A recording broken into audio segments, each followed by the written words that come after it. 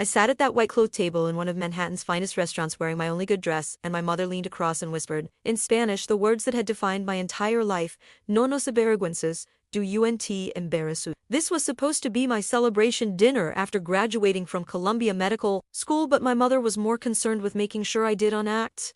Too educated in front of the dean and faculty who'd been invited, but then Dean Patricia Morrison stood up with a glass of champagne, looked directly at me, and said something that did unjust validate my achievements. It exposed every sacrifice my mother had tried to make invisible. My name is Sofia Morales. I'm 25 years old, and I just became a doctor. The first person in my family to graduate from college, let alone medical school. My parents, Roberto and Gloria Morales, came from Oaxaca, Mexico, 30 years ago. My father cleans office buildings in Midtown Manhattan. My mother cleans the apartments of wealthy families on the Upper East Side.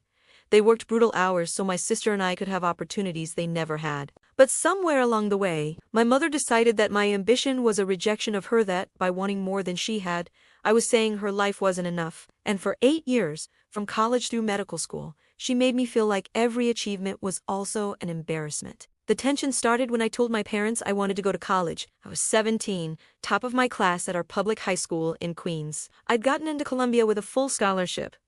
"Mia, why do you need college?" my mother asked. "You could work, help the family, or find a good husband." "I want to be a doctor, Mama." She laughed, not meanly, but like I'd said, something absurd. "A doctor, Sophia? That's not for people like us. That's for rich families, American families." But I got in. Full scholarship. "It won't cost anything. It costs time," she said. "Time away from family, time becoming someone else." My father was more supportive, but quietly. He never contradicted my mother. My sister Carmen sided with her. "Why do you always have to be different, Sophia? Why can't you just be normal like everyone else?" Normal meant what Carmen did: marry her high school boyfriend at 20, have babies, work part-time at a salon. She was happy. I just wanted something different. I went to college anyway, lived in a dorm while my parents lived 20 minutes away by subway. My mother took it as a personal insult. "You're too good for us now," she'd say when I came home for visits. "Too good to live with your family, Mama. I'm at school. It's not about being too good. You speak differently now. You dress differently. You're becoming one of them. Them. Americans. White people. Anyone who wasn't us." When I got into medical school, the reaction was worse. 8 more years, my mother said. "Sophia, you should be thinking about marriage, children, not more school. It's 4 years. Mama, 4 more years and I'll be a doctor. And then what? You'll be too educated for any man to want you. You'll be 30 and alone." My sister had 3 kids by then. "Mama's right," Carmen said. "You're going to regret this. Nobody wants to marry a woman who thinks she's smarter than everyone else." But I went anyway. Medical school was brutal. The hours, the stress, the constant feeling of being behind because I hadn't grown up with the advantages my classmates had. While they worried about board scores, I worried about board scores and whether my father's knees would hold up another year climbing stairs with his cleaning cart. I sent money home when I could from my work-study jobs. My mother never acknowledged it. "We don't need your guilt money," she'd say. I couldn't win. If I sent money, it was guilt. If I didn't, I was selfish. The comments got sharper as I got closer to graduation. "You think you're better than us now? You've forgotten where you came from. You're embarrassed by your family." I wasn't embarrassed. I was exhausted. Exhausted from trying to make them proud while they acted like I was betraying them. 2 weeks ago, I graduated. Top 10% of my class. I'd matched into a prestigious pediatrics residency at Mount Sinai. Everything I'd worked for was finally happening. My family came to the graduation ceremony. They sat in the back. My mother wore her cleaning uniform because she'd come straight from work. My father wore his security guard uniform. Carmen brought all 3 kids, who screamed through the speeches. When my name was called, Sofia Morales, Doctor of Medicine, graduating with honors, I heard my father cheer. But my mother sat silent, arms crossed. After the ceremony, Dean Morrison approached me. "Sophia, I'd like to invite you and your family to a small dinner tomorrow night. Just a few faculty members and top graduates to celebrate your achievements." She gave me the name of the restaurant. La Bernardine, one of the finest in New York. I knew this was an honor, but when I told my mother, her face tightened. "A fancy restaurant, Sophia, we can't afford that. It's paid for by the school, Mama. It's free, it's an honor. What should I wear? I don't have clothes for places like that. Just wear something nice. It doesn't have to be fancy. But I saw the look in her eyes, shame, resentment, fear. The night of the dinner, my family arrived at the restaurant looking uncomfortable. My mother wore her church dress, 20 years old. My father wore the same suit he'd worn to my high school graduation. Carmen wore something too tight and too casual. I wore a simple black dress I'd found at a thrift store. The restaurant was intimidating white tablecloths, crystal waiters in tuxedos. I saw my mother shrink as we walked in. Dean Morrison greeted us warmly. Mr. and Mrs. Morales, it's such an honor to meet you. Sophia is one of our most exceptional graduates. My mother forced a smile. Thank you. We were seated at a large table with 3 other faculty members and 2 other graduating students with their families. Everyone was polite, making small talk, but I could feel my mother's tension.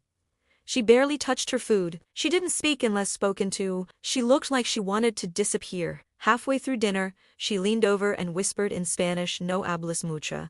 No nos avergüences, don't talk too much. Don't embarrass us. I felt like I was 12 again, being told to be smaller, quieter, less. Mama, I'm not going to embarrass you. You always do, sheesh, with your big words and your big ambitions.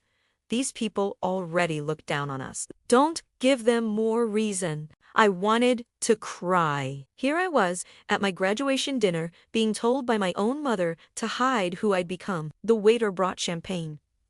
Dean Morrison stood up, glass in hand. If I could have everyone's attention for a moment. The table went quiet. I want to say a few words about why we're here tonight. Columbia Medical School graduates some of the finest physicians in the country, but every few years, we encounter a student who transcends excellence, someone who reminds us why we teach, why medicine matters, why this work is sacred. She looked at me. Sophia Morales is that student. My mother's face was unreadable. My father leaned forward, listening intently. Dean Morrison continued. Sophia came to Columbia 8 years ago on a full scholarship. She worked 3 jobs during undergrad to send money home to her family. She graduated summa cum laude, then came to us for medical school. She paused, taking a sip of champagne. What you may not know is that Sophia continued working throughout medical school, not because she had her scholarship covered tuition and living expenses, but because her father developed knee problems and needed surgery. Sophia worked 20 hours a week at a clinic and sent every penny home to help cover medical bills. I felt my throat tighten. I hadn't told my family I'd been sending money specifically for Dad's surgery. I'd just sent it. My father's eyes went wide.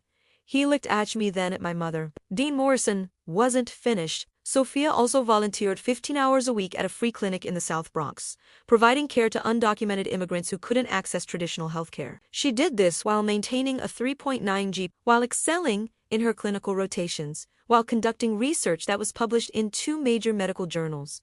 She pulled out a folder. I have letters here from Sophia's clinical supervisors. Dr. Chun from Pediatrics wrote, in 30 years of teaching, I have never seen a medical student with such natural compassion and clinical excellence. Sophia doesn't just treat patients, she sees them, understands them, advocates for them. My mother was staring at the table. Dr. Rodriguez from the South Bronx Clinic wrote, Sophia is the reason our clinic can serve Spanish-speaking patients effectively. She translates, yes, but she also bridges cultural gaps, helps patients understand their care, makes them feel dignity in a system that often strips it away. Dean Morrison set down the letters. What makes Sophia extraordinary isn't just her academic achievement. It's that she's never forgotten where she came from. She's never seen her family's humble circumstances as something to escape from, but as something to honor by serving communities like the one she grew up in. She looked at my parents. Mr. and Mrs. Morales, you should know something. Sophia was offered a residency at Johns Hopkins, one of the most prestigious programs in the country. Better pay, better prestige, better career advancement. She paused. She turned it down. She's staying in New York to do her residency at Mount Sinai. Do you know why? We all waited. Because when I asked her about it, she said, my parents are getting older. My father's knees are bad. My mother's hands hurt from years of cleaning. I want to be close enough to help them. I want to be the doctor they can come to when they're scared. Family comes first. My mother's hands were shaking. Tears were streaming down her face. Sophia also told me, Dean Morrison continued, that she wants to open a clinic someday in Queens, in the neighborhood where she grew up, where immigrant families can get quality care without fear, without judgment, without the barriers that kept her own family from getting help when they needed it. She raised her glass. So tonight, We're not just celebrating an exceptional student, we're celebrating someone who will change medicine, who will save lives, who will make sure that families like hers, working families, immigrant families, families who've been overlooked and underserved, finally have someone who understands them, who fights for them, who sees their worth.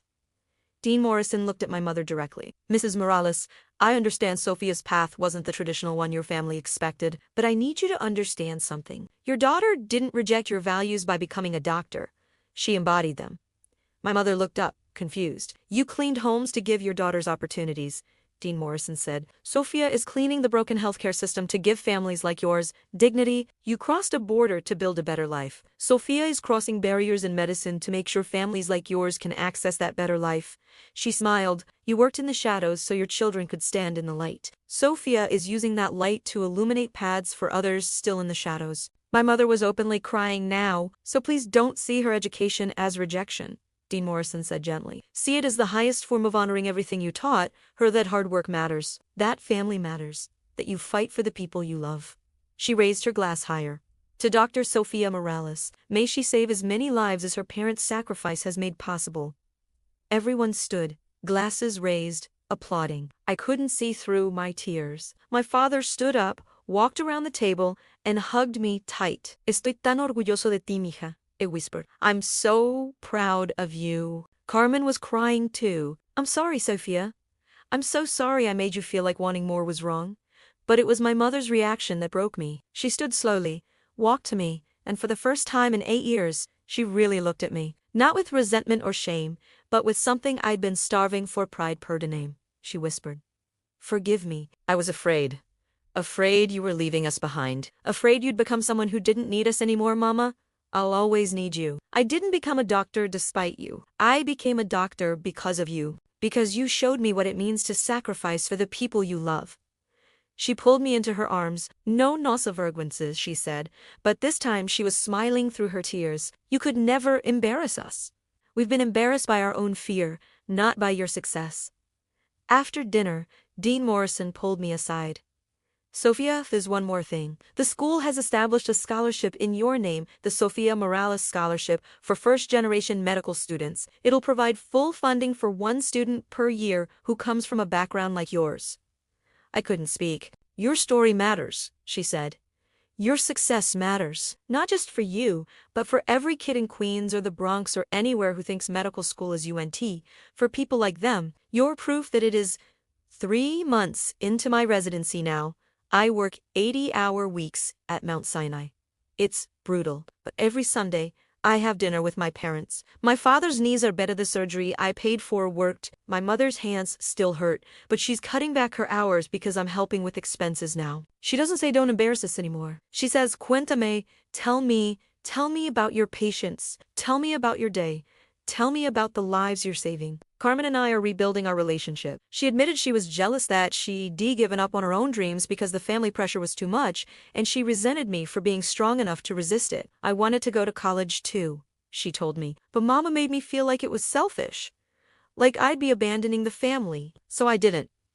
And I've regretted it every day. I'm helping her apply now. She's 28, with 3 kids, but she's enrolling in community college. It's never too late. My name is Sophia Morales. I'm 25 years old, and I'm a doctor. At my graduation dinner, my mother told me not to embarrass the family, not to be too educated, too ambitious, too much. But then the dean stood up, and she didn't just celebrate my achievements, she reframed them. She showed my mother that everything I'd become wasn't a rejection of her sacrifices, but a continuation of them. My mother cleaned houses so I could have clean scrubs. She crossed borders so I could cross barriers. She worked in the shadows so I could work in the light. And now I use that light to illuminate paths for families like mine, immigrant families, working families, families who've been told that places like Columbia Medical School aren't for them. They are for them. I'm proof. And every time I introduce myself to a patient, hello, I'm Dr. Morales. I carry my mother's name, my father's sacrifice, my family's courage into that exam room with me. I don't embarrass them. I honor them every single day.